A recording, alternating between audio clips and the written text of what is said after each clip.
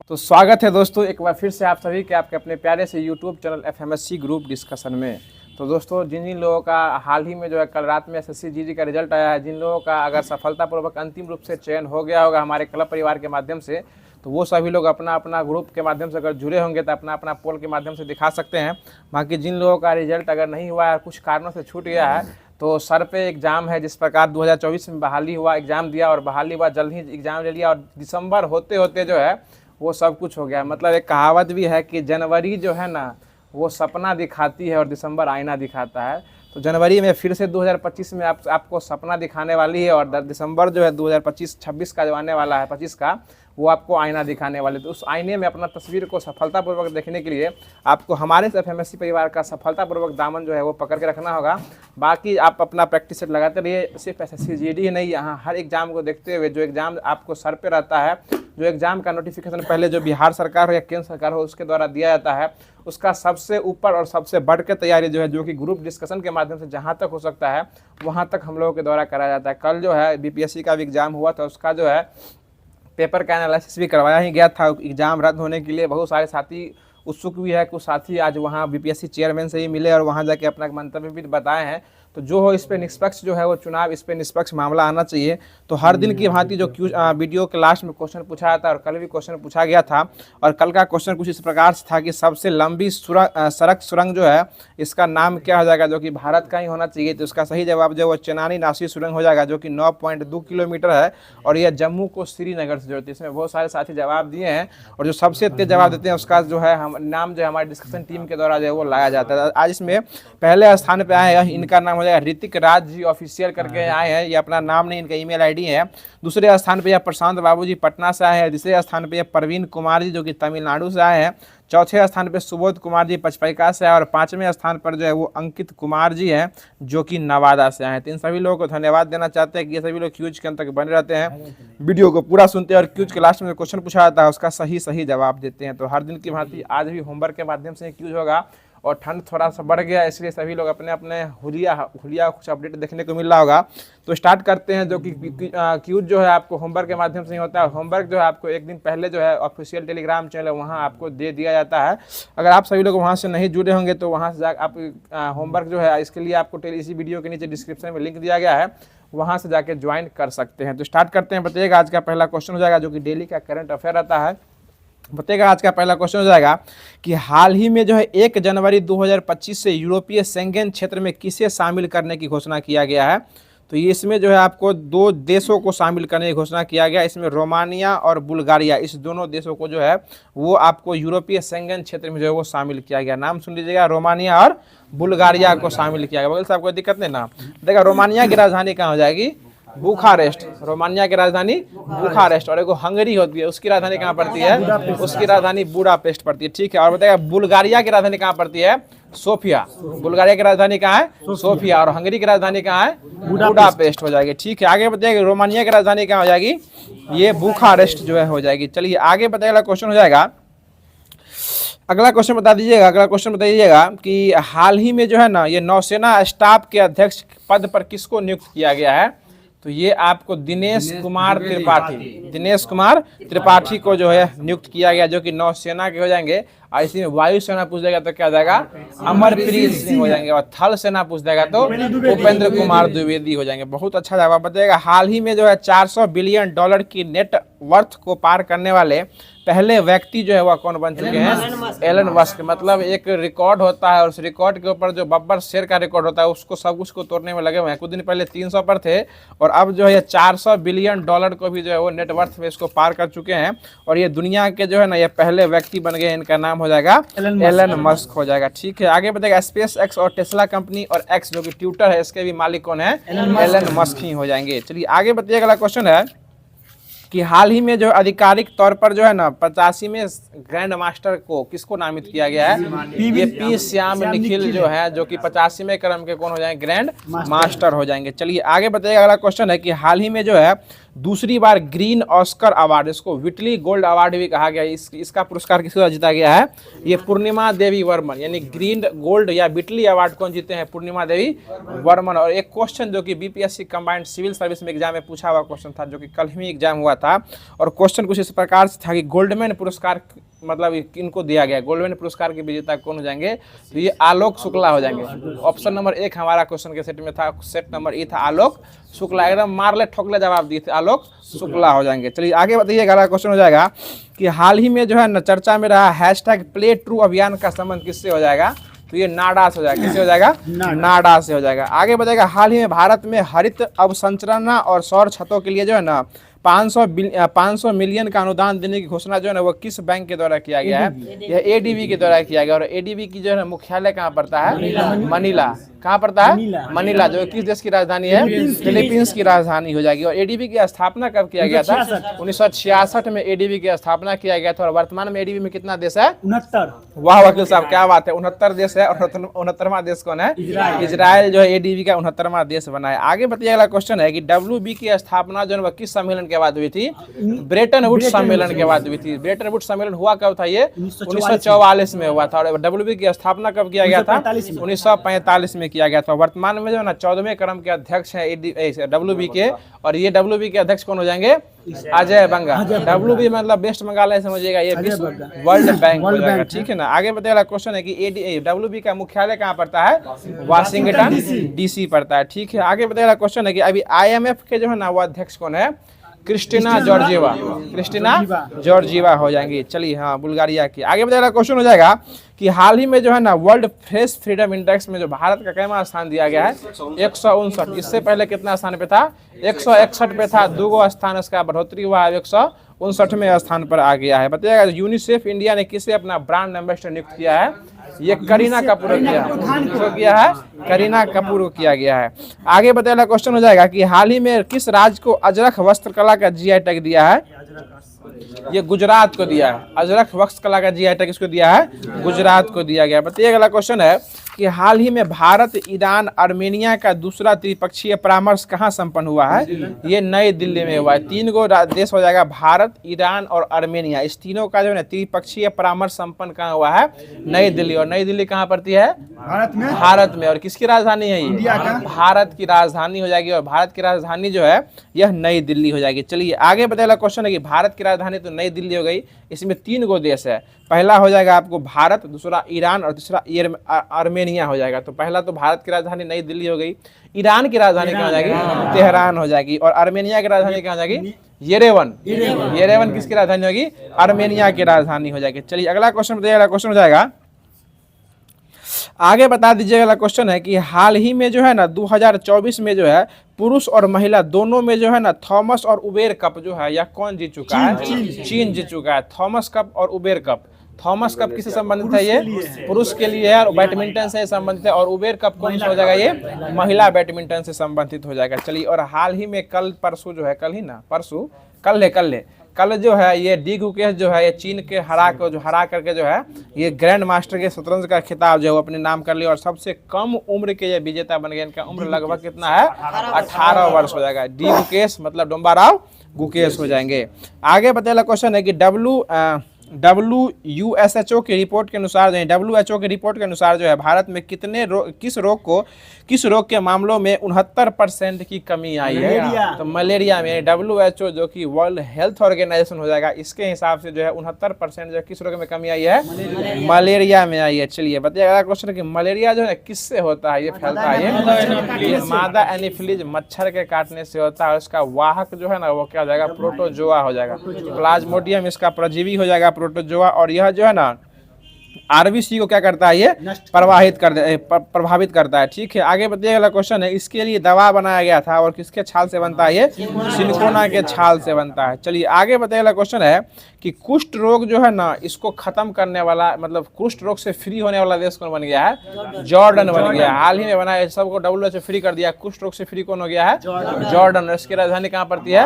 Amman जो है Jordan की राजधानी पड़ती है। चलिए आगे बता दीजिए, अगला क्वेश्चन है कि मलेरिया तो होता है मादा एनीफिलीज मच्छर से हो जाता है। चलिए आगे बताइएगा, जो हाल ही में जो है विश्व थैलेसीमिया दिवस जो है ना, ये 2024 में कब मनाया गया है? ये 8 मई को मनाया गया। थैलेसीमिया दिवस कब मनाया गया है? 8 मई को मनाया गया है।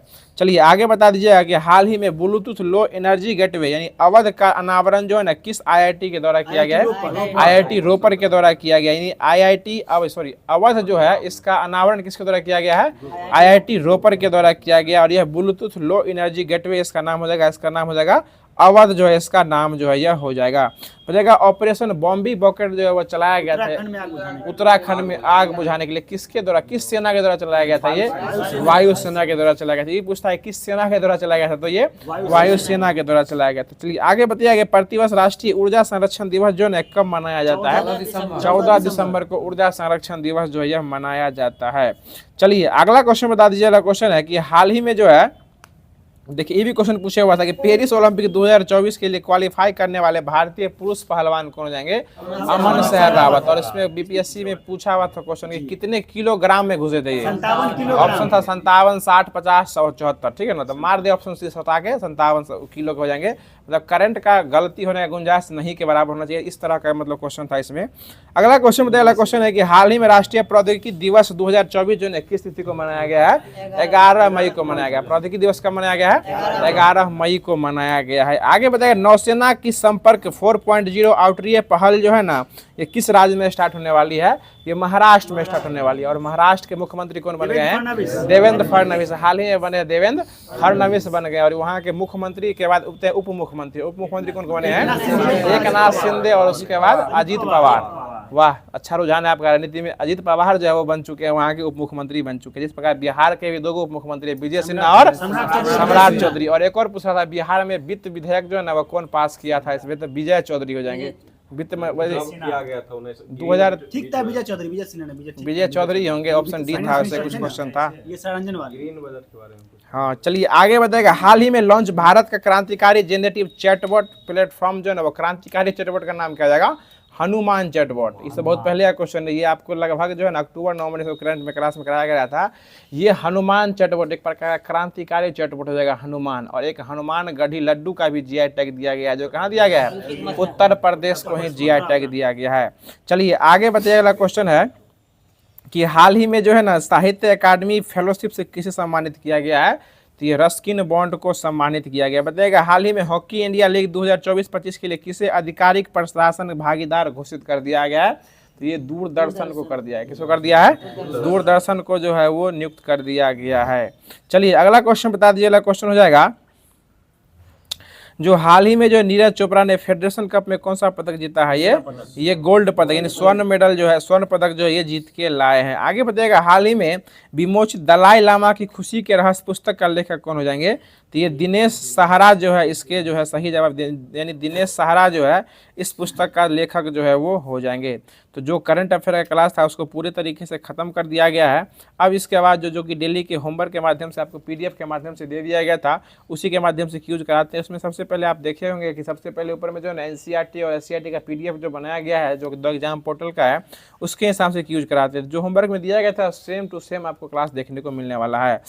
तो बता दीजिए, अगला क्वेश्चन हो जाएगा, जो श्वसन जो है ना किस प्रकार की रासायनिक अभिक्रिया हो जाएगी? उष्माक्षेपी। उष्माक्षेपी वैसी अभिक्रिया होती है जिसमें कि उष्मा क्या होती है? उष्मा बाहर की ओर ह्रास होता है, उसमें क्या हो जाएगा? उष्माक्षेपी अभिक्रिया जो है वो हो जाएगी। चलिए आगे बता दीजिएगा, क्वेश्चन हो जाएगा, यदि तीर दोनों ओर के तत्वों को परमाणु संख्या अगर समान होते हैं तो उसको कौन सा समीकरण कहते हैं? संतुलित समीकरण। दोनों तीर के बायां साइड और तीर के दाहिने साइड अगर दोनों LHS बराबर RHS हो गया तो हो जाएगा संतुलित समीकरण। और LHS बराबर नहीं होगा RHS का तो क्या हो जाएगा?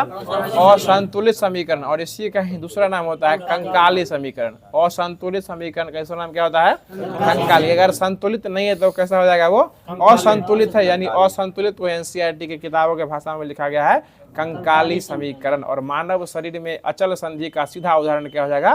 कंकाल हो जाएगा। क्या हो जाएगा? कंकाल। यानी अचल संधि का सीधा उदाहरण क्या हो जाएगा? कंकाल हो जाएगा। और समीकरण की बात कीजिएगा तो असंतुलित समीकरण क्या हो जाएगा?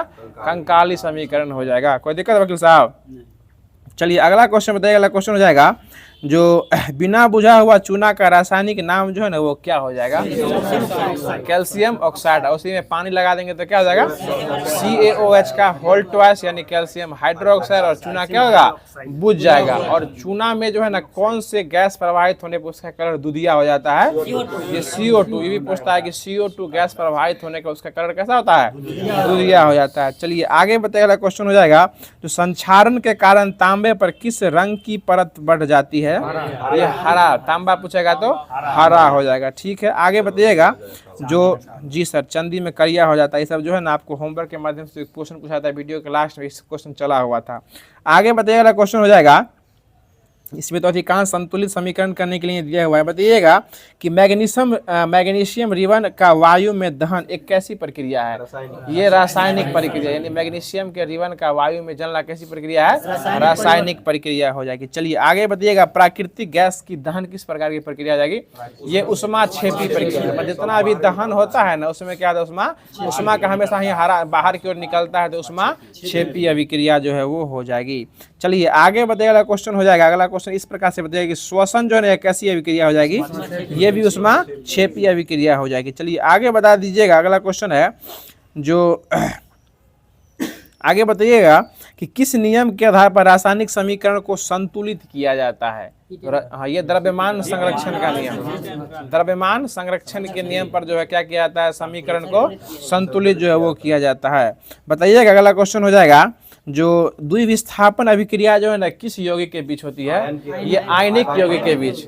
आयन का जो आदान प्रदान होता है उसके बीच कौन सा अभिक्रिया होती है? द्विविस्थापन अभिक्रिया होती है। चलिए आगे बताइएगा, क्वेश्चन हो जाएगा, जो सब तो ऑप्शन बेस्ट नहीं दिए हुए हैं, बता दीजिएगा कि पानी में एक अम्ल या क्षार का विलय जो है ना ये किस अभिक्रिया के नाम से जाना जाएगा? ये भी उष्माक्षेपी अभिक्रिया के नाम से ही जाना जाएगा। चलिए अगला बताइएगा कि भखरा चूना के जलीय विलयन से दीवारों पर पुताई करने पर दीवारों की चमक जो है ना वो बढ़ जाती है। इसमें किस पदार्थ के बनने के कारण उसकी चमक बढ़ जाती है? ये कैल्शियम कार्बोनेट के कारण क्या दीवार पुताई करने के बाद दीवारों की चमक क्या होती है? बढ़ जाती है। देखिए सिर्फ दीवारें पर पुताई नहीं होता है, फेसों पर पुताई होता है, समझ गए ना? जो लाइटिंग पर चमक जाता है। वकील साहब अपना फेस मत पूछिए। अगला क्वेश्चन बताइएगा, क्वेश्चन हो जाएगा, जो पानी में चीनी का घुलना यह भौतिक या रासायनिक में कौन सी प्रक्रिया है? ये भौतिक परिवर्तन का उदाहरण जो है वो हो जाएगा। चलिए आगे बताइएगा कि साग सब्जियों जो है ना, साग सब्जियों का विघटित होकर कंपोस्ट बनना जो है ना यह किस प्रक्रिया का उदाहरण है? रासायनिक और उष्माक्षेपी अभिक्रिया। मतलब इसमें कंपोस्ट बन रहा है तो उष्माक्षेपी हो जाएगा। बताइएगा कि जिन अभिक्रियाओं में उत्पाद के निर्माण के साथ साथ उष्मा भी उत्पन्न होता है उसको कौन सी अभिक्रिया कहते हैं? मतलब शुरू में ही इस चैप्टर का नाम ही रासायनिक संतुलित समीकरण उष्माक्षेपी होगा, उष्माशोषी अभिक्रिया ही सब जो इसमें होती रहेगी। चलिए आगे बता दीजिएगा, अगला क्वेश्चन हो जाएगा, बताइएगा कि ऐसी रासायनिक अभिक्रिया जिसमें किसी यौगिक के एक तत्व या समूह को कोई अन्य समूह प्रतिस्थापित कर देती है तो उस अभिक्रिया को क्या कहते हैं? विस्थापन अभिक्रिया। जिसमें एक तत्व या यौगिक जो है किसी दूसरे तत्व का जगह ले लेता है, मतलब रिप्लेसमेंट, समझते हैं ना? आपके जगह पे हम आ गए, हमारे जगह पे आप आ गए, यानी प्रतिस्थापन। इसका एक कंसेप्ट भी बनता है जो कि एवरेज का टॉपिक है। प्रतिस्थापन, रिप्लेसमेंट एक कंसेप्ट भी है जो कि शिक्षकों के स्थान पर जो विद्यार्थी आता है तो पूरा वजन जो है 40 किलोग्राम बढ़ जाता है औसत भार, उसका भी कंसेप्ट बनता है। तो वही बात है, प्रतिस्थापन में क्या होता है कि अपने आप को अपने दूसरे से बदल लेना ही ये कैसी अभिक्रिया हो जाएगी वकील साहब? प्रतिस्थापित हो जाती तो वो कैसी अभिक्रिया हो जाएगी? विस्थापन अभिक्रिया हो जाएगी। चलिए कोई बात नहीं, अगला क्वेश्चन बताइए। अगला क्वेश्चन हो जाएगा, अब जो है जो कि NCERT का जो होमवर्क दिया गया उसको खत्म कर दिया गया, जो क्वेश्चन बनने वाला था उसके बाद आपको लेके आ रहे हैं इसमें जो कि लूसेंट का सामान्य ज्ञान है और जो कि इसमें आपको दिया गया था होमवर्क के माध्यम से, और वो हो जाएगा पहले फिजिक्स है, उसके बाद फिर केमिस्ट्री होगा, उसके बाद बायोलॉजी होगा, फिर आपको ज्योग्राफी देखने को मिलेगा, फिर आपको लास्ट में जो है जो आपकी जो कि डेली जो कि करंट अफेयर रहता है और विविध, ये सारा चीज़ कराया जाएगा। तो वीडियो कैसा लग रहा है कमेंट बॉक्स का दरबार खुला हुआ है, वहाँ से बताते भी रहिएगा। बताइएगा, अगला क्वेश्चन हो जाएगा कि गैसों में श्यानता एक परत से दूसरी परत में अणुओं के किसके कारण बढ़ती है? तो ये स्थानांतरण के कारण होती है। गैसों में श्यानता जो होती है, गैसों में श्यानता होती है कि नहीं होती है?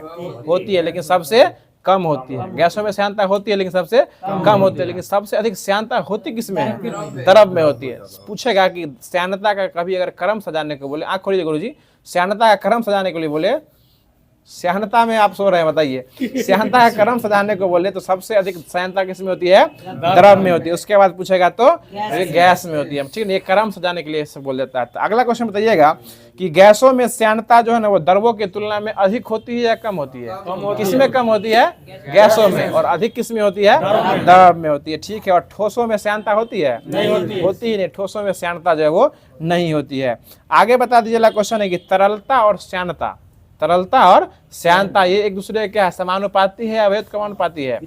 ये दोनों हमेशा एक दूसरे के उल्टा होते हैं। तरलता अलग है और श्यानता, श्यानता मतलब गाढ़ापन समझते हैं ना, एक प्रकार से गाढ़ा द्रव है, उसी को श्यानता मोटा मोटा समझ लिया। तरलता जो है जो कि विलयन चलते रहता है, जो कि बह जाए, रखने पर ढुलुक जाए, उसी को तरल कहता है, तरलता हो जाती है। ये हमेशा एक दूसरे को क्या होते हैं? व्युत्क्रमानुपाती होते हैं। अगर आपको पूछेगा केरोसिन तेल या पानी या शहद की अपेक्षा सबसे अधिक श्यानता कौन हो जाएगा? तो ये शहद हो जाएगा। क्या हो जाएगा? शहद हो जाएगा। चलिए आगे बताइए, क्वेश्चन हो जाएगा कि एक आदर्श तरल की श्यानता और संपीडितता दोनों जो है ना वो उच्च होती है, जबकि जल का आदर्श द्रव जो है वो कम होता है। मतलब शहद से भी कम किसका श्यानता होता है? तो जल का होता है। मतलब समझ रहे हैं ना, शहद से भी ज्यादा श्यानता किसका, कम श्यानता किसका होता है? जल का होता है। चलिए हाँ, उसका एक कमी होगा। बताइएगा कि ताप बढ़ाने पर द्रवों की श्यानता क्या होती है? ये घट जाएगी। ताप बढ़ाइएगा तो पिघल जाएगा, इससे श्यानता क्या होगी? घट जाती है, ठीक है। लेकिन गैसों की श्यानता क्या होती है? वो बढ़ जाती है। तब द्रव में क्या होता है? घट जाती है, लेकिन गैसों की श्यानता क्या होती है? बढ़ जाती है। अब देखिए, श्यानता के क्रम में सबसे अधिक शहद श्यानता होता है, उससे कम जो है पानी होता है, उससे थोड़ा कम होता है क्या? केरोसिन, वाह, मिट्टी तेल, केरोसिन होता है, उसके बाद पेट्रोल, उसके बाद गैस। लगता है पूरा सीरियल उठा के पटक दिए हैं। ये सबसे अधिक किस में होता है? शहद में, उसके बाद पानी में, उसके बाद मटिया तेल में, उसके बाद पेट्रोल में, और सबसे कम किस में हो जाएगा? गैस में हो जाएगा। चलिए आगे बताइए, किसी तरल की श्यानता को श्यानता गुणांक से मापा जाता है। यानी किसी भी तरल, कौन सा तरल कितना श्यानता है, इसका मापन किससे किया जाता है? श्यानता गुणांक से किया जाता है। और इसका असाई मात्रा क्या होता है? डेकापोइज या पॉइजली होता है। डेकापोइज या पॉइजली होता है। और इसका जो है ना एक और मात्रक होता है, इसको पास्कल सेकंड भी जो है वो कहा जाता है। और इसे प्रायः जो है ना वो नीटा से सूचित करते हैं। किससे सूचित करते हैं? नीटा से। मतलब एन छोटका लिखेंगे, लेकिन नीचे वाला लोली जो है ना पूरा लटका देंगे, ठीक है ना। नीचे वाला लोली क्या करेंगे? लटका देंगे। लोली हमेशा सबसे क्या होता है? लटकते रहता है, समझ रहे हैं ना। तो कपड़ा देखते हैं ना, कपड़ा का लोली सब हमेशा नीचे, जैसे प्रकार आपका वो जो कमर बंद जो बांधे हुए कान में लटक रहा है, उसी प्रकार श्यानता में जो नीटा होता है उसका क्या होता है? नीचे की ओर लटकते रहता है। चलिए आगे बताइएगा कि द्रव की श्यानता को मापने के लिए जो है ना किसके नियम का उपयोग किया जाता है? ये स्टोक के नियम का उपयोग किया जाता है। किसके नियम का? स्टोक के नियम का उपयोग किया जाता है। तो अभी उम्मीद करते जो श्यानता के बारे में आपको बताओगे वकील साहब, समझ में आ गया होगा। हमको ये बताइएगा श्यानता में सबसे अधिक श्यानता कौन हो जाएगा? शहद हो जाएगा। और श्यानता को मापते किससे हैं? श्यानता पॉइंट, श्यानता गुणांक से मापते हैं। श्यानता गुणांक से मापते हैं। और इसी का मात्रक क्या हो जाएगा श्यानता गुणांक का? डेकापोइज, पॉइज या पॉइजली, और इसको पास्कल सेकंड। और इसको डिनोट किससे करते हैं? नीटा से सूचित हमेशा किया जाता है। और ठोस, गैस और द्रव की बात करेगा तो सबसे अधिक श्यानता कौन किसमें रहता है? द्रव में। और सबसे कम पूछेगा तो गैस में। और होता ही नहीं है किसमें? तो ठोस में होता ही नहीं है। कोई दिक्कत? चलिए अगला क्वेश्चन बताइएगा कि बादल के कण जो है ना वायु की श्यानता के कारण धीरे धीरे नीचे आ पाते हैं तथा वे वायु में ही, आकाश में ही तैरते हुए प्रतीत होते हैं। एक और क्वेश्चन होता है कि बादल क्यों तैरते हैं? तो ये अल्प घनत्व के कारण तैरते हैं। लेकिन एक और उसका फैक्ट बनता है कि उसमें जो है ना वायु की श्यानता के कारण वो धीरे धीरे नीचे आ पाते हैं, इसलिए वो आकाश में कैसे प्रतीत होते हैं? तैरते हुए। अगर आपको घनत्व ऑप्शन में न हो तो श्यानता के कम श्यानता के कारण जो क्या होता है वो तैरते हुए रहते हैं। कौन तैरते हैं? बादल तैरते हैं। कहाँ तैरते हैं? आकाश में तैरते हुए प्रतीत होते हैं। चलिए आगे बताइएगा, क्वेश्चन हो जाएगा जो जब कोई वस्तु जो है ना किसी श्यान द्रव में गिरती है तो प्रारंभिक वेग उसका बढ़ जाता है। और इस नियत वेग को ही वस्तु का कौन सा वेग कहा जाता है? तो ये सीमांत वेग कहा जाता है। क्या कहा जाता है? सीमांत वेग जो है वो कहा जाता है। चलिए अगला क्वेश्चन बता दीजिएगा। क्वेश्चन हो जाएगा जो बताइएगा कि द्रव का ऐसा प्रवाह जिसमें द्रव का प्रत्येक कण उसी बिंदु से गुजरता है जिससे पहले गुजरा था, और इस प्रवाह को कौन सा प्रवाह कहा जाता है, तो धारा रेखीय प्रवाह कहा जाता है। फिर से सुन लीजिएगा कि द्रव का ऐसा प्रवाह जिसमें द्रव का प्रत्येक कण जो है ना उसी बिंदु से गुजरता है जिससे पहले वाले कण गुजरा हुआ है। मतलब एक कण जो है मतलब उसी के पीछे पीछे, समझते हैं ना, लाइन बाय लाइन चलता है, अगला कण जहाँ पे गुजरा उसी के पीछे पिछला वाला भी कण गुजर रहा है, उसी प्रवाह को क्या कहते हैं, धारा। यानी एक प्रवाह एक रेखा में जो ना धारा स्पीड में निकल रहा है उसी को क्या कहते हैं, धारा रेखीय प्रवाह। मतलब हम आपके आगे जा रहे हैं वकील साहब, वकील साहब हमारा पीछे लटके हुए आ रहे हैं, मतलब हम आगे आगे और वकील साहब पीछे पीछे, तो वही क्या हो जाएगा, धारा रेखीय प्रवाह। ये द्रव की स्थिति में इसलिए इसको धारा रेखीय प्रवाह कहा जाता है, क्योंकि द्रव किसमें बसा रहता है, उसकी गति प्रवाह ही होती है, इसको धारा रेखीय प्रवाह उसको कहा जाता है। चलिए अगला क्वेश्चन बता दीजिए। क्वेश्चन हो जाएगा, जो जब कोई आदर्श द्रव किसी नली में धारा रेखीय प्रवाह से बहता है तो उसके मार्ग में प्रत्येक बिंदु पर उसके एकांकन आयतन में कुल ऊर्जा का योग नियत होता है, और इसी को किसका प्रमेय कहा गया है, तो बर्नौली का प्रमेय कहा गया है। किसका प्रमेय कहा गया है, बर्नौली का प्रमेय कहा गया है। और इस प्रमेय पर आधारित वेंटूरी मीटर से नली में द्रव की प्रवाह की दर ज्ञात की जाती है। यानी वेंटूरी मीटर में जो है ना द्रव के प्रवाह की दर किस नियम से मापी जाती है, तो बर्नौली के प्रमेय से ज्ञात की जाती है। आंधी जब आता है तो टीन छप्पर सब क्या होता है, उड़ जाता है। ये भी किस नियम से होता है, बर्नौली के प्रमेय से होता है। लेकिन इसमें होता क्या है कि गतिज ऊर्जा बढ़ने के कारण, कौन सी ऊर्जा बढ़ने के कारण, गतिज ऊर्जा बढ़ने के कारण उसका अंदर का दाब जो है ना वो घट जाता है, उसके प्रेशर जो है उसका लो होता है, बस उसको उड़ा के उड़ जाता है। जैसे ही गतिज ऊर्जा बढ़ेगा अंदर का प्रेशर क्या होता है, उसका लो होता है, और गतिज ऊर्जा घटेगा तो प्रेशर बढ़ जाता है, उसके बाद वो नहीं उड़ पाता है। चलिए अगला क्वेश्चन बताइएगा। अगला क्वेश्चन हो जाएगा, जो बर्नौली प्रमेय जो है ना यह किस सिद्धांत के संरक्षण को भी फॉलो करता है, तो ऊर्जा संरक्षण के सिद्धांत को भी फॉलो करता है। ऊर्जा संरक्षण के सिद्धांत को फॉलो कौन करता है, बर्नौली का प्रमेय हो जाएगा। चलिए अगला क्वेश्चन बताइएगा। अब जो है प्रत्यास्था, और प्रत्यास्था को अंग्रेजी में क्या कहते हैं, इलास्टिसिटी कहा जाता है। चलिए बताइएगा कि प्रत्यास्था पदार्थ का वह गुण है जिसके कारण वस्तु उस पर लगाए गए बाह्य बल से उत्पन्न किसी भी प्रकार के परिवर्तन का विरोध करती है, और जैसे ही उस पर से बल हटाते हैं वो फिर से अपना पूर्ण अवस्था में आ जाती है। इसी को क्या कहते हैं, प्रत्यास्था कहा जाता है। मतलब जिस हिसाब से अगर हम बल लगा रहे हैं वह बल उस पर से जब तक बल लगाए हुए हैं तब तक तो उसी स्थिति में रहेगा, और जैसे ही बल हम हटा लेते तो पुनः अपने प्रारंभिक स्थिति में, कुत्ता का निगरी देखे हैं, बस सीधा प्रत्यास्था का उदाहरण है। जब तक उसको पकड़ रखिएगा सीधा रहेगा, और जैसे ही छोड़िएगा फिर क्या होता है, टेढ़ हो जाता है। यही आपका सीधा उदाहरण हो जाएगा, प्रत्यास्था इसका सीधा उदाहरण हो जाएगा। चलिए अगला क्वेश्चन बता दीजिएगा कि प्रति एकांक क्षेत्रफल पर लगाए गए बल को क्या कहा जाता है, ये प्रतिबल भी कहा जाता है और दाब भी कहा जाता है। दाब भी वही कहा जाता है, एकांक क्षेत्रफल पर लगाए गए बल को दाब कहा जाता है। और क्षेत्रफल का मान अगर कम कर देंगे तो दाब घटेगा या बढ़ेगा, दाब बढ़ेगा। जैसे ही क्षेत्रफल का मान घटेगा दाब क्या होता है, बढ़ जाता है। आप इसको एग्जाम्पल चेक कर सकते हैं। आप हथी पे हाथ रख के खड़ा होइएगा तो, और आप एक अंगूठा पे हाथ रख के पूरे अंगूठा रख के खड़ा होइएगा, उसमें क्या होगा, आपका दाब अंगूठा पे अधिक लगता है। ठीक है, यानी आपका जैसे ही क्षेत्रफल घटेगा सिर्फ अंगूठा पे आएगा तो आपका क्या होगा, दाब अधिक प्रतीत होता है। चलिए आगे बताया वाला क्वेश्चन है कि प्रत्यास्था की सीमा में लगाए गए किसी वस्तु के उत्पन्न विकृति पर लगाए गए बल जो है वह प्रतिबल के अनुक्रमानुपाती होता है। अर्थात जो है ना ये प्रतिबल या विकृति जो है ना यह इसका फार्मूला होता है प्रतिबल बट्टे विकृति, और इसी को प्रत्यास्था गुणांक यानी ई से डिनोट किया जाता है। और यह किसका नियम हो जाएगा, हुक का नियम हो जाएगा। ई बराबर MC स्क्वायर नहीं, ये हुक का नियम हो जाएगा, वो द्रव्यमान संरक्षण का नियम नहीं है। ये प्रतिबल बट्टे विकृति जो है इसको एक प्रत्यास्था कहा जाता है, एक नियतांक जो कि प्रत्यास्था गुणांक होता है। और प्रत्यास्था गुणांक को किससे डिनोट करते हैं, ई से डिनोट करते हैं। किससे डिनोट करते हैं, कैपिटल ई से डिनोट करते हैं। और यही किसका नियम हो जाएगा, हुक का नियम जो है ये हो जाएगा। चलिए आगे बताया वाला क्वेश्चन हो जाएगा, जो एक निश्चित पथ पर गति करती हुई वस्तु एक निश्चित समय अंतराल के पश्चात बार बार अपनी गति को दोहराती है तो उस गति को कौन सी गति कहते हैं, आवर्ती गति कहते हैं। कौन सी गति कहते हैं, आवर्ती गति कहा जाता है। मतलब देखिए दोलनी गति अलग है और आवर्ती गति अलग होता है। फिर सुन लीजिए कि एक निश्चित पथ पर गति जो करती हुई वस्तु जो है एक निश्चित समय अंतराल यानी एक समय उसका फिक्स है, उसी के हिसाब से जो है बार बार अपने जगह पर आ रहा है, बार बार क्या रहा है, अपने जगह पे पूर्व गति को दोहरा रहा है। तो इस प्रकार गति को क्या कहते हैं, आवर्ती गति कहते हैं। सुइया देखे हैं, जो सिलाई मशीन देखे हैं ना, एकदम पटपटा के नीचे लाते जितना स्पीड मारिएगा ना उतना स्पीड में उसका सुइया ऊपर नीचे क्या होता है तो वो करता है। तो वो एक प्रकार से निश्चित समय अंतराल पर जो फ्रीक्वेंसी करते रहता है वो उसका सीधा एग्जाम्पल आप समझ में आ जाएगा सर जी। आवर्ती और दोलनी में क्या है, दोलनी गति जो घड़ी देखते हैं जो पेंडुलम वाला रहता है जो एना एना करते रहता है, झूला देखे है ना, एक इससे जाता है फिर ऐसे आता है, वो दोलनी गति का उदाहरण हो जाता है। और आवर्ती, हाँ हाँ, नाव वाला झूला जो बोल सकते हैं, नाव वाला झूला हो जाएगा जो कि मेला में लगता है।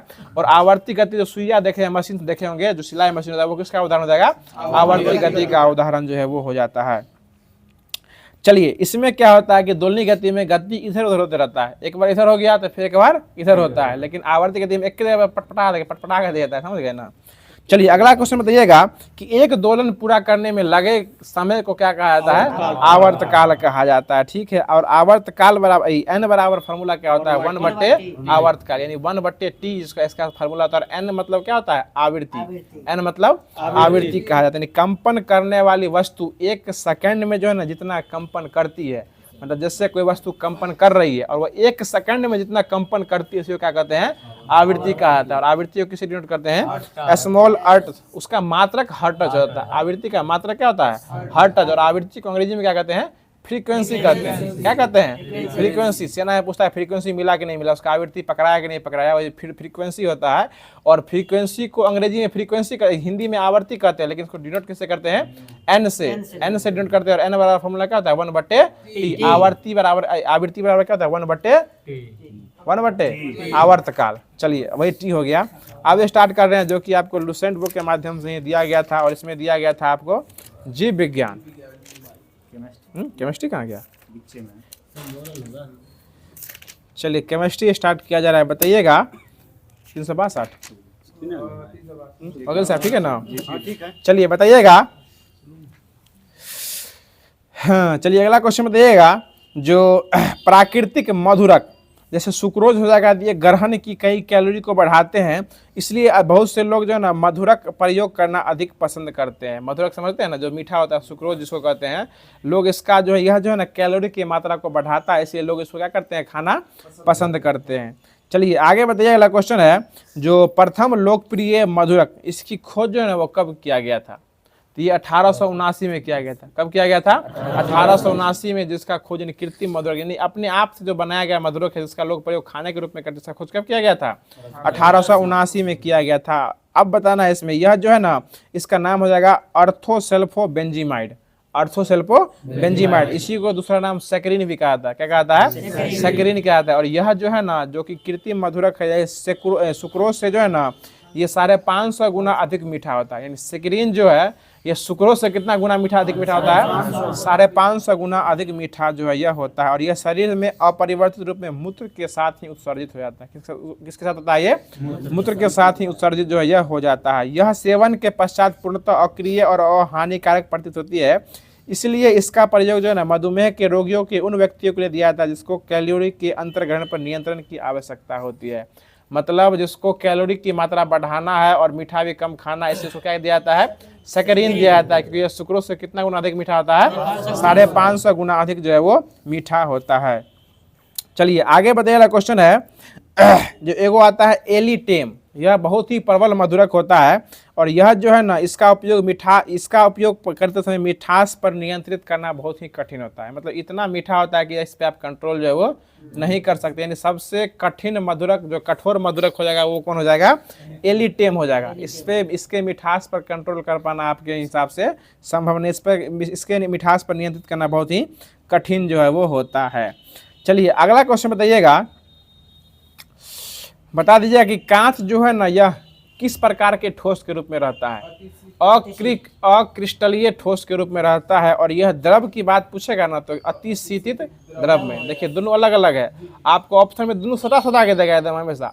ठोस में पूछेगा तो अक्रिस्टल करिए ठोस हो जाएगा, और द्रव की बात पूछेगा तो अति शीतित द्रव हो जाएगा। कांच कैसा ठोस है? अक्रिस्टलीय ठोस हो जाएगा, और द्रव की बात पूछेगा तो अति शीतित द्रव हो जाएगा, ठीक है ना। इसलिए इसकी कोई रचना नहीं होती है, और उसका कोई निश्चित गलनांक भी नहीं होता, क्योंकि इसका क्रिस्टल बनता ही नहीं है, इसलिए इसका कोई निश्चित संरचना जो है। कांच का कोई संरचना सुने हैं? कांच का कोई सूत्र सुने आज तक? नहीं, जो है इसका कोई सूत्र ही आज तक जो है वो नहीं बना है। चलिए आगे बताइएगा कि किस कांच का उपयोग करके बुलेट प्रूफ जैकेट में किया जाता है? रेशेदार कांच का। किस प्रकार कांच का? रेशेदार कांच का जो है ना वो पॉलीविनाइल कार्बोनेट हो जाएगा। लेकिन कांच में पूछेगा ना तो क्या जाएगा? रेशेदार कांच का उपयोग जो है कहाँ किया जाता है? बुलेट प्रूफ जैकेट के बनाने में किया जाता है। चलिए अगला क्वेश्चन बताइएगा कि कांच की वस्तुओं को बनाने के बाद विशेष प्रकार की भट्टियों में धीरे धीरे ठंडा करना जो है ना कांच का क्या कहलाता है? अनिलीकरण कहलाता है। क्या कहलाता है? अनिलीकरण। मतलब कांच का कोई वस्तु बनाना है तो पहले उसको क्या करते हैं? गरमाते हैं, और गरमा के जिस आकार में उसको ढालना है उस हिसाब से उसका शेप देते हैं, तो धीरे धीरे ठंडाता है। ठंडाने के बाद क्या होता है? अपने अवस्था में वो आ जाता है जिस हिसाब से आप उसको शेप देना चाहते हैं। तो कांच की इसी प्रक्रिया क्या कहते हैं? एनिलीनीकरण जो है वो कहा जाता है। चलिए आगे बताइए, कांच को कठोर बनाने के लिए उसमें किसका उपयोग किया जाता है? तो KCl का उपयोग किया जाता है। पोटेशियम क्लोराइड का उपयोग कांच को किसमें किया जाता है? किसका प्रयोग किसमें किया जाता है? जो कांच को ठोस बनाने में इसका उपयोग जो वो किया जाता है। चलिए आगे बताइए, अगला क्वेश्चन है, जो कांच के ऊपर चित्र उभारने के लिए किसका प्रयोग किया जाता है? फ्लोरीन का उपयोग किया था। किसका उपयोग किया जाता है? फ्लोरीन का उपयोग किया जाता है। कांच के ऊपर चित्र उभारने के लिए फ्लोरीन का उपयोग जो है वो किया जाता है। आगे बताएगा, फोटोक्रोमेटिक कांच में जो है ना सिल्वर ब्रोमाइड की उपस्थिति के कारण स्वतः धूप में कैसा हो जाता है? काला हो जाता है। कैसा हो जाता है? ये काला हो जाता है। आगे बताइए, कांच में क्या मिला देने से ये गलने लगता है? ये गलने की सुविधा से बढ़ जाती है। तो क्यूलेट मिला देने से, क्या मिलाने से? क्यूलेट मिला देने से क्या होता है? कांच जो है गलने की सुविधा इसकी जो है वो बढ़ जाती है। चलिए आगे बताइएगा कि फोटोक्रोमेटिक कांच जो होता है वो स्वतः ही धूप में काला होता है। तो इसमें क्या पाया जाता है तो ये काला हो जाता है? इसमें सिल्वर क्लोराइड पाया जाता है। क्या पाया जाता है? सिल्वर क्लोराइड के कारण क्या होता है? ये काला जो है वो हो जाता है। चलिए आगे बताइएगा, अब जो है क्वेश्चन पूछता है कि किसका उपयोग जो है ना किस कांच के रूप में किया जाता है?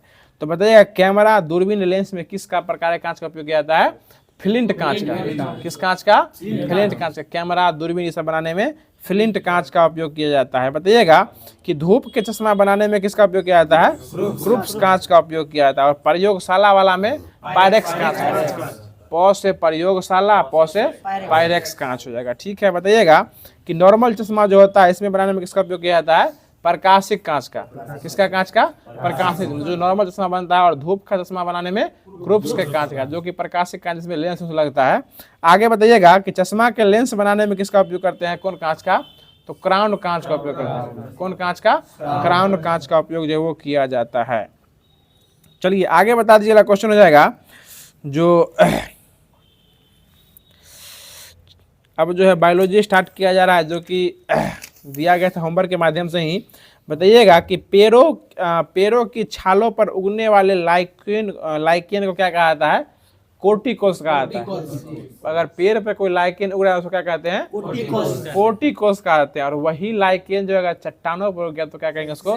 सेक्सिकोल्स कहा जाता है। अगर पेड़ पे उग रहा है तो कोर्टिकोल्स, और चट्टान पे उग रहा है तो सेक्सिकोल्स। लेकिन वन लाइन में सीधे मुख्य रूप से देता है ना कि लाइकेन मुख्यतः कहाँ पाए जाते हैं? तो ये चट्टानों पर पाए जाते हैं। लेकिन चट्टानों पर जो लाइकेन पाए जाते हैं उसको क्या कहते हैं? सेक्सिकोस कहा जाता है। और पेड़ों के छालों पर जो लाइकेन उगते हैं उसको कोर्टिकोस जो है वो कहा जाता है। बताइएगा कि लाइकेन जो है वो मृदा निर्माण की प्रक्रिया में सहायक है कि नहीं है? ये सहायक है। लाइकेन से मृदा निर्माण की प्रक्रिया में यह जो है सहायक हो जाएगा। ठीक है, आगे बताइएगा कि प्रयोगशाला में जो लिटमस पेपर जो होता है यह किस प्रकार के लाइकेन का उपयोग किया जाता है? रोसेला नामक लाइकेन का उपयोग जो है वो किया जाता है। किस प्रकार का? रोसेला नामक लाइकेन का उपयोग जो है वो किया जाता है। बताइएगा, लोबेरिया, इर्वेनिया और रेमनीला आदि लाइकेन का उपयोग जो है ना क्या बनाने में किया जाता है? क्या कहते हैं? इत्र बनाने में। इत्र बनाने में, सेंट समझते हैं ना? इत्र बनाने में इसका उपयोग जो है वो किया जाता है। आगे बताइएगा, एक लाइकेन का नाम है, इसका नाम है परमेलिया सेक्टिटिल्स। और इसका प्रयोग जो है ना किसके दवा बनाने में किया जाता है? मिर्गी के दवा बनाने में किया जाता है। मिर्गी के दवा बनाने में इस प्रकार के लाइकेन का उपयोग जो है वो किया जाता है। चलिए, परमेलिया वाला मिर्गी हो जाएगा, कवक हो जाएगा। इसमें आगे बढ़ते हैं। देखिए ना, अगला क्वेश्चन बताइएगा, जो विषाणु का खोज जो है ना वो किसके द्वारा किया गया था? Ivan whisky. विस्की कहाँ के थे? ये रशियन थे। इवान विस्की रशियन थे। इसका खोज कब किए थे? 1892 में इसका खोज किए थे। और यह जो है ना, यह तंबाकू के मोजेक नाम के वायरस के रोग, तंबाकू में एक रोग हो गया जिसको लोग बोले थे मोजेक रोग हो गया है। और इसमें जो है ना इसका इसलिए जो है ना विषाणु को जो है सजीव और निर्जीव का क्या कहा गया है? बीच की कड़ी कहा गया है। सजीव और निर्जीव की बीच की कड़ी भी कहा जाता है। किसको कहा जाता है? विषाणु को। सजीव, इवान विस्की को विषाणु को कहा जाता है। सजीव और निर्जीव के बीच के कड़ी किसको कहा जाता है? ये विषाणु को कहा जाता है। चलिए आगे बताइएगा अगला क्वेश्चन बता दीजिएगा कि जीवाणु का खोज जो है ना वो किसके द्वारा किया गया था? ल्यूवेनहॉक, एंटोइन ल्यूवेनहॉक के द्वारा किया गया था। कब खोज किए थे? 1683 में किए थे, 1683 में किए थे। चलिए आगे बताइए, जीवाणु विज्ञान का पिता कैसे कहा गया है? ये ल्यूवेनहॉक को जीवाणु विज्ञान का पिता कहा गया है। बताइएगा जीवाणु का जो है ना, ये जीवाणु नाम कौन दिया था? ये एहरनबर्ग के द्वारा दिया गया था, एहरनबर्ग के द्वारा दिया गया था। ये 1819 में इसका नाम जीवाणु दिए थे, एहरनबर्ग के द्वारा दिया गया था। बताइएगा अगला क्वेश्चन है, जो लुई पास्चर जो है ना, यह रेबीज की टीके का भी खोज किए थे और दूध के पाश्चुरेशन जो होता है ना, इसकी भी खोज किस द्वारा किया गया था? लुई पास्चर के द्वारा। पाश्चुरेशन किस द्वारा किया गया था? Louis Pasteur. पाश्चुराइजेशन की खोज भी किसके द्वारा किया गया था? ये लुई पास्चर के द्वारा किया गया था। और ये दूध जो है ना, इसको इसमें पूछता है कि कितना डिग्री पर कितना मिनट और कितना डिग्री पर कितना सेकंड। तो 62.5 याद रखिए, 62.8 डिग्री पर 30 मिनट, 30 मिनट हो जाएगा। 62.8 डिग्री पे 30 मिनट और 71.7 पे 15 सेकंड, 71.7 पे 15 सेकंड और 62.8 पर 30 मिनट। ऐसे याद रखिए, छोटा में बड़ा, बड़ा में छोटा, ठीक है ना। 62.5 में 30 मिनट यानी छोटा डिग्री बड़ा घंटा, छोटा डिग्री बड़ा मिनट। 62.5 याद रखिए, मोटा मोटी 62.5 में 30 मिनट आधा घंटा और उसके बाद 71.5 में 15 सेकेंड। क्या सेकेंड? 15 सेकेंड हो जाएगा। चलिए, इसमें दूध को क्या करते हैं? ठंडा करते हैं, गर्म करते हैं? गर्म करते हैं। दूध क्या करते हैं? तो पहले तो गर्माते हैं ना, उसके बाद ठंडाते हैं। गर्म करने के बाद ठंडाने की प्रक्रिया को ये पाश्चुराइजेशन कहा जाता है। लेकिन ये डिग्री पर करते क्या है, सो पूछ रहे थे, तो ये क्या करते हैं? गर्म करते हैं। चलिए अगला क्वेश्चन बता दीजिएगा कि आकृति के आधार पर जीवाणु कई प्रकार के होते हैं, ठीक है ना। और एक क्वेश्चन जो कि बिहार दरोगा का पूछा हुआ क्वेश्चन है कि ब्रिविया कोलेरी जो है ना, किस प्रकार का जीवाणु है? कॉलेरा तो होता है जीवाणु से होता है ना, तो ये कॉलेरा का जीवाणु का नाम हो जाएगा ब्रिविया कोलेरी। कौन कोलेरी? ब्रिविया कोलेरी। और ब्रिविया कोलेरी जो होता है किस प्रकार, जीवाणु का आकार उसमें पूछ दिया था। तो यह जो है आपको कौमा के आकार का जीवाणु होता है। किस आकार का होता है? कौमा के आकार का। इसको कौमा आकार या ब्रिवियो भी कहा गया है, कौमा आकार या ब्रिवियो भी कहा गया। तो याद रखिए, जीवाणु के आकार जो होते हैं कुछ ऐसे प्रकार होते हैं, इसमें से क्वेश्चन पूछता है। तो पहला होता है छड़ आकार का, दूसरा होता है गोल के आकार का। पहला छड़ आकार, दूसरा गोलाकार, उसका कौमा के आकार का, इसको ब्रिवियो भी कहा जाता है। और उसके बाद एक सर्पिला आकार का होता है। तो जीवाणु कितने प्रकार के होते हैं आकृति के आधार पे? 4 प्रकार के। पहला छड़ आकार का, दूसरा गोलाकार का, उसके बाद कौमे के आकार का, जिसको ब्रिवियो भी कहा जाता है। उसके बाद सर्पिले का आकार का होता है, जो कि स्प्री या स्क्रू जो होता है ना, ये जीवाणु सर्पिले आकार का होता है। कॉलेरा वाला जीवाणु किस प्रकार का होता है? कौमा के आकार का होता है। गोलाकार सबसे छोटे जीवाणु होते हैं और छरनुमा जो होते हैं वो बेलनाकार जीवाणु जो होते हैं वो छरनुमा के आकार के होते हैं। तो पूछता है कि कॉलेरा का जीवाणु किस प्रकार के होते हैं, तो ये कौमे के आकार के। ये कहीं ब्रिवियो भी लिखा था, तो ये आप अपने हिसाब से देख सकते हैं, इसका नाम से स्पष्ट हो जाएगा। चलिए अगला क्वेश्चन बता दीजिए। अगला क्वेश्चन है कि दूध को अधिक दिनों तक सुरक्षित रखने के लिए कौन सी प्रक्रिया अपनाई जाती है? पाश्चुराइजेशन अपनाई जाती है। इसमें दूध को गर्म करके क्या क्या कहता है? ठंडा किया जाता है। 62.5 पे 30 मिनट और 71.5 पे 15 सेकंड तक गर्म किया जाता है। ठीक है, आगे बताइएगा। अगला क्वेश्चन बता दीजिएगा, जो सुनिएगा, अच्छा क्वेश्चन है। जो एजेटोबैक्टर और एस्ट्रोपराइलियम नाम का एक जीवाणु होता है, जो कि कुछ जीवाणु जो है ना मिट्टी में निवास करती है और ये मिट्टी के कणों के बीच जो है ना नाइट्रोजन स्थिरीकरण में सहायता करती है। यानी मिट्टी के अंदर जो है नाइट्रोजन स्थिरीकरण करने का काम किसका होता है? जीवाणु का ही होता है। इसमें जीवाणु का नाम दिए हुए एजेटोबैक्टर। एजेटोबैक्टर ये जीवाणु कहाँ पाई जाती है? मिट्टी के अंदर। किसके अंदर? मिट्टी के अंदर। और यह जो है आपको जो मिट्टी के कणों में स्थित वायु में नाइट्रोजन को स्थिरीकरण करने का काम कौन करती है? एजेटोबैक्टर के द्वारा जो वो किया जाता है। देखिए कुछ ऐसे जीवाणु होते हैं जो कि चमड़ा हटाने और वसा हटाने का भी काम किया करते हैं। तो ये हटाने की प्रक्रिया क्या कहती है? टैनिंग कहलाती है, जिसको हिंदी में कमाना कहते हैं। यानी कुछ ऐसे काम जो है जो कि जीवाणु से हमेशा गलत काम ही नहीं होता, सही काम लोग करवाता है, उसको जबरदस्ती करवाइए। सुनिएगा कि चमड़ा उद्योग में चमड़े से बालों और वसा हटाने का काम जो है ना वो जीवाणु द्वारा होता है। चमड़ा उद्योग जो होता है उसमें चमड़ा से बाल और उसका जो वसा हटाने का काम किस द्वारा किया जाता है? जीवाणु के द्वारा किया जाता है। और जीवाणु जो काम करता है ना, इसलिए उसको कहते हैं जीवाणु को टैनिंग करना है। जीवाणु चमड़ा कमाना उसे कहा जाता है। यानी चमड़ा कमाना समझ गए? तो चमड़ा जो होता है उसमें से वसा और बालों को हटाने की प्रक्रिया क्या कहते हैं? चमड़ा कमाना कहते हैं। चमड़ा कमाना कहते हैं। चलिए अगला क्वेश्चन बताइएगा कि अचार, मुरब्बे, शरबत की शक्कर या गाढ़ी चाशनी में अधिक नमक रखा जाता है ताकि उसमें से किसकी बचत हो सकती है? जो जीवाणु उससे नष्ट न कर सके, उसमें जीवाणु की मृत्यु हो जाती है और जीवाणु उसको नष्ट जो है वो नहीं कर सकता है। जो जीवाणु उसमें नष्ट हो जाता है, इसलिए अचार मुरब्बा जो है लंबा घिसता है, समझ रहे ना, मतलब लंबे समय तक उसको जो है आप यूज जो है वो कर सकते हैं। चलिए अगला क्वेश्चन बताइएगा कि शीत संग्रहार में, मतलब जो कोल्ड स्टोर होता है, शीत संग्रहार समझते हैं ना, कोल्ड स्टोर जो होता है, इसमें न्यूनतम तापमान में जो कितना से कितना डिग्री सेल्सियस के बीच जो है वो संचय करते हैं? तो -10 से -18, -10 से -18 डिग्री सेल्सियस तक क्या करते हैं, उसको रख सकते हैं। मैंने उसमें क्या कहते हैं, अनाज को भंडारण करके जो है उसमें रखा जाता है। चलिए अब जो है, अब आते हैं समूहों के बारे में। तो बताइएगा जो सबसे सरल स्थलीय पौधे का समूह हो जाएगा, और इसमें जो है ना लगभग 25,000 से अधिक जातियां सम्मिलित हो जाएंगी। इस जाति का नाम क्या हो जाएगा? ब्रायोफाइटा हो जाएगा। क्या हो जाएगा? ब्रायोफाइटा हो जाएगा। इसमें जो है ना जाइलम और फ्लोएम का अभाव होता है। ब्रायोफाइटा में संवहनी उत्तक के रूप में जाइलम और फ्लोएम में क्या होता है? अभाव होता है। और इसमें जो है ना, इसमें वनस्पति जगत का, इसको जो है ना एम्फीबिया भी कहा गया है। जब वनस्पति जगत का उभयचर किसे कहा गया है? ब्रायोफाइटा को कहा गया है। और यह जो है ना, इस समुदाय के पौधे जो होते हैं वो मृदा अपरदन को रोकने में काम करते हैं, मृदा अपरदन को रोकने में काम करते हैं। और इसको जो है ना वनस्पति जगत क्या कहा गया है? उभयचर भी कहा गया है। और इसमें जो है ना संवहनी उत्तक का अभाव होता है, और वो संवहनी उत्तक कौन हो जाएगा? जाइलम और फ्लोएम हो जाएगा। पता है जाइलम और फ्लोएम जो है ना, ये जटिल संवहनी उत्तक है या सरल संवहनी उत्तक है? ये जटिल संवहनी उत्तक है। कौन हो जाएगा? जटिल संवहनी उत्तक। ये जटिल हो जाएगा। सरल वाला में जो है ना आपको मृदु उत्तक, स्थूल कोण उत्तक, और आपको जो है जो एक और उत्तक होता है जिसको एरेनकाइमा, एस्केलेनकाइमा और पेरेनकाइमा जो है वो कहा जाता है, वो सरल हो जाएगा। और जटिल में जो है आपको ये आता है जाइलम और फ्लोएम आ जाएगा। अब नहीं फंसना है कुंदन जी सब में, समझे। चलिए अगला क्वेश्चन बताइएगा कि एस्फेगनम नामक मॉस जो है ना अपने भार से कितना गुना अधिक पानी सोख लेता है? ये 18 गुना अधिक। एस्फेगनम नामक मॉस जो होता है वो अपने भार से कितना गुना अधिक पानी सोख लेता है? 18 गुना पानी सोख लेता है। इसलिए इसका उपयोग जो है ना माली पौधे के रूप में एक स्थान से दूसरे स्थान तक जो इसका उपयोग जो है वो ले जाते हैं। और इसमें जो है ना इसका उपयोग दूसरे स्थान पर ले जाते समय सूखने से बचाने के लिए, पौधे को बचाने के सूखने से बचे रहे, इसलिए इसका एस्फेगनम का उपयोग जो है वो करते हैं, क्योंकि ये अपने हिस्से से 18 गुना अधिक पानी क्या करता है? सोख लेता है। चलिए अगला क्वेश्चन बताइएगा कि पौधे के शरीर, जड़, तना, शाखा और पत्तियों में विभेदित रहता है, और इस प्रकार के जो है ना समूह को कौन सा समूह कहते हैं?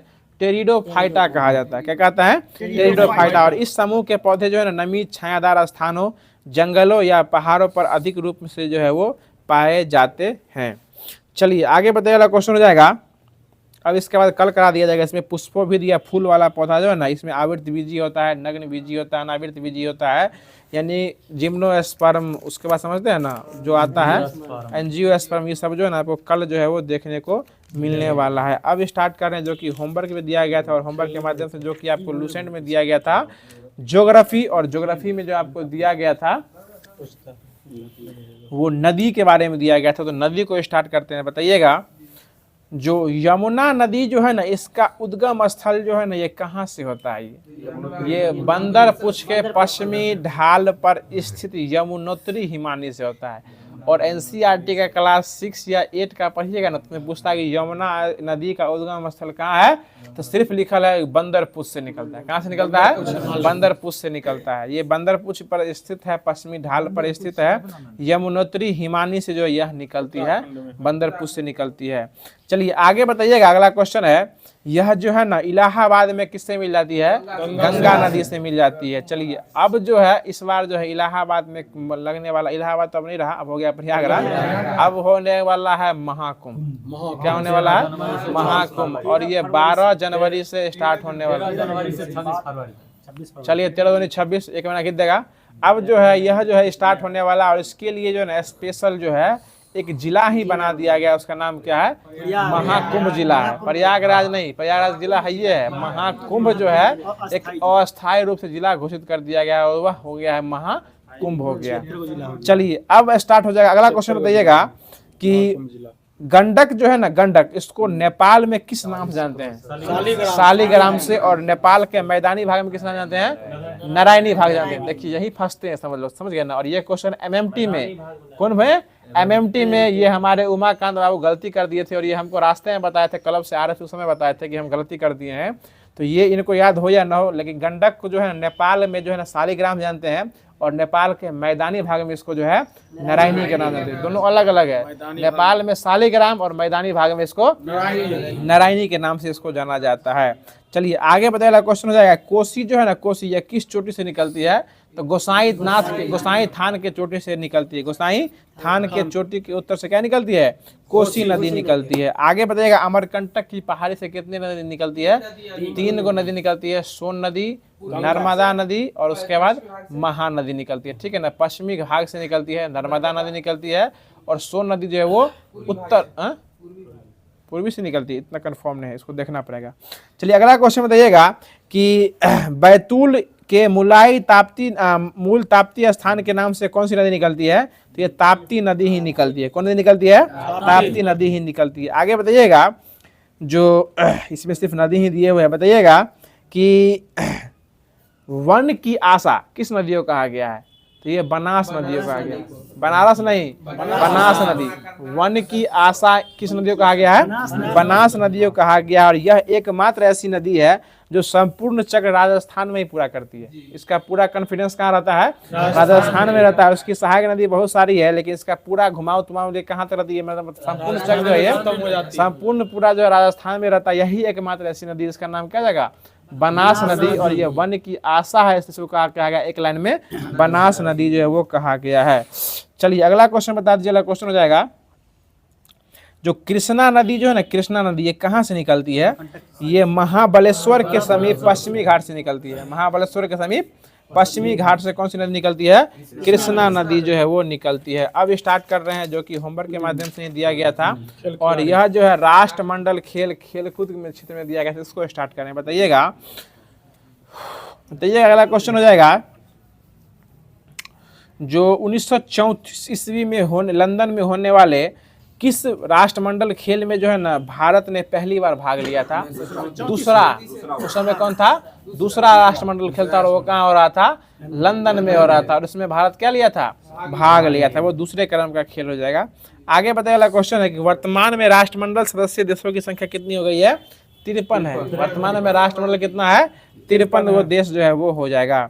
आगे बताने वाला क्वेश्चन हो जाएगा, जो इतिहास में पहली बार जो है ना वो कैमे राष्ट्रमंडल खेल में पुरुष और महिलाओं के लिए समान कार्यक्रम हुआ था? तो ये 21वें क्रम का राष्ट्रमंडल खेल था। कितना क्रम का? 21वें क्रम का। इसमें जो है ना पुरुष और महिलाओं को समान कार्यक्रम जो है वो हुआ था। और इस बार जो हुआ है कुछ दिन पहले, जो कि बर्मिंघम इंग्लैंड में हुआ है, वो कैमे क्रम का था? 22वें क्रम का हुआ था। और वो कहाँ हुआ था? इंग्लैंड में हुआ था। ये भी क्या साल पर होता है? 4 साल का होता है। 22 और 4 कब होगा? 26 में। और अगला 26 का होने वाला है स्कॉटलैंड ग्लासगो में होने वाला है। 22 वाला कहाँ हुआ था? ये आपको बर्मिंघम इंग्लैंड में हुआ था। ठीक है, आगे बताइएगा कि बर्मिंघम इंग्लैंड में जो हुआ था 22वें क्रम का, इसका शुभंकर क्या रखा गया था? Peri the bull. Peri the bull रखा गया था। ठीक है, चलिए अगला क्वेश्चन बताइएगा। अगला क्वेश्चन हो जाएगा कि 22वें राष्ट्रमंडल खेलों में भारत के कितने खिलाड़ियों ने भाग लिया था? 215 खिलाड़ी भाग लिए थे। इसमें 111 111 पुरुष थे, बाकी 104 क्या थी? महिलाएं थी। चलिए आगे बताइए। अगला क्वेश्चन हो जाएगा, जो 22वें राष्ट्रमंडल खेल में ही जो है ना बहुत सारे खेलों को एंट्री मिली थी। इसमें आपको लॉन्ग जंप हो जाएगा, उसके बाद थ्रो हो जाएगा, जेवलियन थ्रो, वुमेन को भी स्टार्ट किया गया था, हाई जंप में भी जो है वुमेन का स्टार्ट हुआ था। ये सभी जो है ना 22वें राष्ट्रमंडल खेलों में इसका जो है वो आयोजन जो है वो किया गया था। चलिए अगला क्वेश्चन बताइएगा कि इस बार जो राष्ट्रमंडल खेल होगा इसमें किसको पुनः शामिल कर लिया गया है? तो जूडो को फिर से क्या कर लिया गया है? शामिल जो है वो कर लिया गया है। चलिए आगे बताइए। इस बार 3 नए खेल में महिला क्रिकेट, उसके बाद वॉलीबॉल और पैरा टेनिस, टेबल टेनिस को भी जो है वो शामिल कर लिया। किसमें? राष्ट्रमंडल खेलों में जो है वो शामिल। वो आपको जो बोल रहे हैं वो पेरिस वाला ओलंपिक वो अलग है, इसमें पुरुष क्रिकेट का T20 फॉर्मेट शामिल हुआ है। वो ओलंपिक वाले खेल में शामिल हुआ है, वो ओलंपिक खेल में शामिल हुआ है। ठीक है ना, जो कि 2028 में होने वाला है। 2028 में होगा ना, 22, 24 और 28 में होगा। अब 28 में होने वाला। और इस बार जो हुआ था 22 और 26 में जो होगा, इसमें जूडो को भी शामिल कर लिया गया है। उसके बाद महिला का क्रिकेट जो है T20 को भी शामिल कर लिया गया है। उसके बाद जो है आपको T20 के बाद वॉलीबॉल और पैरा वाला टेबल टेनिस, इन सभी गेमों को जो है वो शामिल जो है इसके अंदर जो है वो कर लिया गया था। तो अब जो है आप स्टार्ट करना जो करंट अफेयर हो जाएगा, और जो कि डेली का करंट अफेयर जो रहता है शुरू में, उसके बाद लास्ट में जो है जो कि आपका SPD का 1 लाइन बुक के माध्यम से दिया जाता है, उस करंट अफेयर को स्टार्ट जो है वो किया जा रहा है। बताइएगा इसमें आपको जो होमवर्क दिया गया था, मई महीना दिया गया था, मई 2024 दिया गया था। तो बताइएगा कि किसे भारत की सबसे ऊंची सुरंग की मान्यता दिया गया है? तो ये सेला सुरंग को दिया गया है। किस सुरंग को? सेला सुरंग को। कहाँ पड़ता है सेला सुरंग? अरुणाचल प्रदेश में पड़ता है। और सिलकायरा सुरंग कहाँ पड़ता है? ये उत्तराखंड में पड़ता है। इसी में जो है ना 21 मजदूर भाई क्या हो गए थे? फंस गए थे सिलकायरा सुरंग में। और सेला सुरंग कहाँ पड़ता है? अरुणाचल, हिमाचल नहीं, अरुणाचल प्रदेश। चलिए अगला क्वेश्चन बता दीजिएगा कि 16 मई 2024 को किस बैंक ने भारत का पहला वर्चुअल क्रेडिट कार्ड पिक्सल को लॉन्च किया है? ये HDFC बैंक जो है लॉन्च किया है। बताइएगा कि अगला क्वेश्चन है कि बिमस्टेक की तीसरी EPG बैठक जो है ना, इसका आयोजन जो है वो कहाँ किया गया है? वो ढाका में किया गया। ढाका के यहाँ किसकी राजधानी पड़ती है? बांग्लादेश की राजधानी कौन पड़ती है? यह ढाका जो है वो पड़ती है। चलिए आगे बताइएगा कि 2024 में 16 तारीख को 49वां स्थापना दिवस जो है ना कौन सा राज्य मनाया है? ये सिक्किम मनाया है। कौन मनाया है? सिक्किम। और स्थापना कब हुआ था? 16 मई 1987 को जो है सिक्किम 75 में हुआ था ना, 1987 बोले, 1975 में इसकी स्थापना जो है वो हुआ था। 87 वाला अरुणाचल प्रदेश और मिजोरम और गोवा का हुआ था। चलिए आगे बताइएगा क्वेश्चन है जो Nandini dairy T20 world cup जो है ना किस देश के प्रायोजक बन गई है? स्कॉटलैंड की बन गई। ठीक है, बताइएगा कि माउंट ईबू ज्वालामुखी कहाँ फटा है? इंडोनेशिया में। क्या बात है, आज बहुत गुमसुम से लग रहे हैं। हमारी मोहब्बत रास नहीं है या कोई और पसंद आ गया है? तबीयत खराब चल रहा है। चलिए अगला क्वेश्चन बताइए। अगला क्वेश्चन हो जाएगा जो विश्व के सबसे ऊंचे प्रतिस्पर्धी स्विमिंग पूल का उद्घाटन कहाँ किया गया है? ये भूटान में किया गया है। सबसे ऊंचा जो है ना स्विमिंग पूल जो है विश्व का बना है, जो कि कहाँ बना है? भूटान में। और भूटान की मुद्रा का नाम क्या है? नगुलट्रम। क्या हो गया है? नगुलट्रम। और यहाँ की राजधानी क्या हो जाएगी? टिम्पू नहीं, थिम्पू हो जाएगी। आगे बताइएगा कि निखत जरीन जो है ना ये आपको एलोर्डा कप में कौन सा कप मेडल जीत के लाए हैं? ये स्वर्ण पदक जीत के लाए हैं। बताइएगा अपने सभी ग्लेशियर को खोलने वाला एकमात्र देश वेनेजुएला हो गया है। ठीक है, बताइएगा फीफा वुमेन्स 2024 वर्ल्ड कप में मेजबानी कौन सा देश करेगा? ये ब्राजील करने वाला है। कौन करेगा? 2027 की मेजबानी कौन करेगा? ब्राजील करेगा। फीफा वुमेन्स का जो मेजबानी कौन करेगा? ब्राजील करेगा। चलिए आगे बताइएगा कि 2024 में IPL के इतिहास में जो है ना छक्का लगाने का सबसे अधिक रिकॉर्ड किस टीम के द्वारा बनाया गया? किस टीम के द्वारा बनाया गया? तो ये हैदराबाद के द्वारा जो है वो बनाया गया है। क्वेश्चन देखिए ना, हैदराबाद के द्वारा बनाया गया है। बताइए किस राज्य की काम्या ने माउंट एवरेस्ट फतह किया है? ये झारखंड की हो जाएगी। कौन हो जाएगी? झारखंड की काम्या जो है वो माउंट एवरेस्ट फतह की है। बताइएगा मिस पिंक नेपाल 2024 का खिताब किसके द्वारा जीता गया है? ये अनमोल राय के द्वारा जीता गया है। मिस पिंक का खिताब कौन जीते हैं? अनमोल राय के द्वारा जीता गया। और एक अनुकूल राय थे अपने समस्तीपुर से, इनको मुंबई इंडियन जो है वो T20 वर्ल्ड क्या कहते हैं IPL में उठाया था। ठीक है ना, इसको उठाया था, लेकिन बेचारे को उठा के अंतिम अभी पिछला बार तो कोलकाता में रखा था, इस बार देखिए कहाँ रखता है। बेचारा ठीक से नहीं खेलता है, बॉलिंग करता है, लेकिन उसको बराबर जो है ना स्टाफे के रूप में डराते रहता था। चलिए अगला क्वेश्चन देखिए। लेकिन पिछला बार जो IPL हुआ था ना जिसमें KKR जीता था, उसमें बहुत योगदान उसका वीडियो हाँ किया था। वो जो है ना इम्पैक्ट प्लेयर का नाम सुने हैं ना। चलिए अगला क्वेश्चन बताइएगा कि किसने एमालिया रोमांडा ग्रैंड प्रिक्स 2024 में खिताब जीता है? तो ये मैक्स वर्स्टप्पन जो इस पुरस्कार को जीत चुके हैं। बताइए कृत्रिम बुद्धिमत्ता का ग्लोबल फोरम कहाँ खोला गया है? ये सियोल में खोला गया। कहाँ खोला गया है? सियोल। किसकी राजधानी पड़ती है? ये साउथ कोरिया की राजधानी कहाँ पड़ती है? सियोल पड़ती है। चलिए आगे बताइएगा कि आयरलैंड, नॉर्वे और किस देश ने फिलिस्तीन को एक देश के रूप में मान्यता दे दिया है? स्पेन। फिलिस्तीन को जो आयरलैंड, नॉर्वे और स्पेन मिलकर जो एक देश के रूप में मान्यता जो है वो दे दिया है। चलिए अगला क्वेश्चन बताइए। अगला क्वेश्चन हो जाएगा जो IOCL ने भारत के पहले प्रीमियर फ्यूल XP 100 की पहली खेप किस देश को निर्यात की है? श्रीलंका को भेजी। XP 100 है ना, एक प्रकार का ये आप फ्यूल हो जाएगा जो कि पेट्रोल भराने जाइएगा, उसमें लिखा रहता है इंडियन ऑयल की कंपनी है XP 100। इंडियन ऑयल में आपको XP 100 देखने को मिलेगा। बाकी जो है ना वो XP 100 इंडियन ऑयल में अधिक मिलता है। और ये जो है इसका पहला खेप कहाँ भेजा गया है? श्रीलंका को भेजा गया है। और यही की जो है अमरनाथ सूर्या ने प्रधानमंत्री बनी, महिला प्रधानमंत्री जो है वो बनी। हाँ चलिए अगला क्वेश्चन बताइएगा कि AI फीचर्स के साथ कोपायलट प्लस PC लॉन्च जो है ना वो कौन सी कंपनी करने वाली है? माइक्रोसॉफ्ट जो है वो लॉन्च करने वाली है। चलिए आगे बताइएगा। अगला क्वेश्चन है कि किस हाईकोर्ट ने 2010 के बाद जारी अपनी सभी OBC प्रमाण पत्र को रद्द कर दिया है?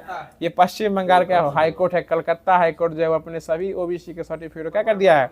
रद्द कर दिया है। और एक क्वेश्चन जो कि पूछा हुआ था BPSC में, जिसको भी हमने रगड़ के आया है, और क्वेश्चन सुनिए कुछ इस प्रकार से था कि किस राज्य की ई चालक आरती को UK के महिला सशक्तिकरण पुरस्कार से सम्मानित किया गया है? उत्तर प्रदेश। और क्वेश्चन में कुछ इस प्रकार से पूछा हुआ था कि उत्तर प्रदेश की महिला आरती कुमारी को ब्रिटेन के चार्ल्स तृतीय पुरस्कार से सम्मानित किया गया। और ये किस क्षेत्र से संबंधित है?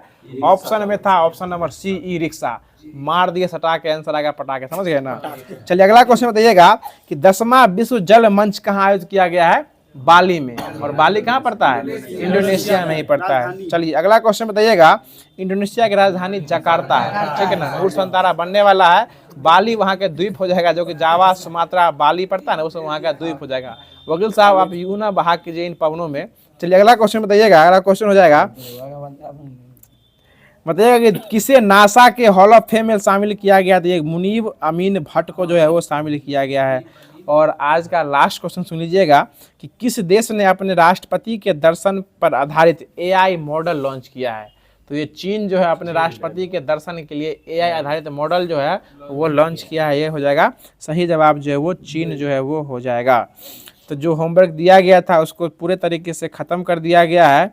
और कल के लिए क्वेश्चन जो है वो आप लोग, जो कि वीडियो के लास्ट में पूछा जाता है, जो कि आज ही पूछा जा रहा है, जो कि हर दिन पूछा जाता है। और इसका उद्देश्य हम लोग के द्वारा ये रहता है कि इस क्वेश्चन के माध्यम से आप लोग उसके विस्तृत बारे में अध्ययन कर सकते हैं और उस क्वेश्चन का सही जवाब देके खुद को और अपने आप को साबित भी कर सकते हैं। तो कल के लिए क्वेश्चन सुन लीजिएगा कि बार्क के परमाणु रिएक्टर पूर्णिमा द्वितीय का जो है ना, यह निर्माण वर्ष कब किया गया था? मतलब पूर्णिमा द्वितीय जो है इसका निर्माण कब किया गया था, यानी पूर्णिमा सेकेंड का निर्माण जो है वो किस वर्ष किया गया था?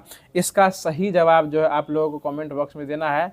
बाकी वीडियो कैसा लगा कमेंट बॉक्स के माध्यम से जरूर बताइएगा। अगर वीडियो अच्छा लगा होगा तो वीडियो को लाइक कर दीजिएगा, चैनल को सब्सक्राइब करके नोटिफिकेशन बेल कॉल पे सेट कर दीजिएगा। और वीडियो अगर उससे भी ज़्यादा अच्छा लगा होगा तो इसको और दूसरे ग्रुप में भेजने का प्रयास कीजिएगा। तो फिर मिलते हैं इसके अगले सेशन में, इसके अगले वीडियो के साथ। तब तक के लिए खुश रहिए, मुस्कुराते रहिए और हमारे FMSC परिवार को यूं ही दिल में बसाए रखिए और खूब सारा ढेर सारा प्यार और सपोर्ट करते रहिए। धन्यवाद। जय हिंद, जय भारत।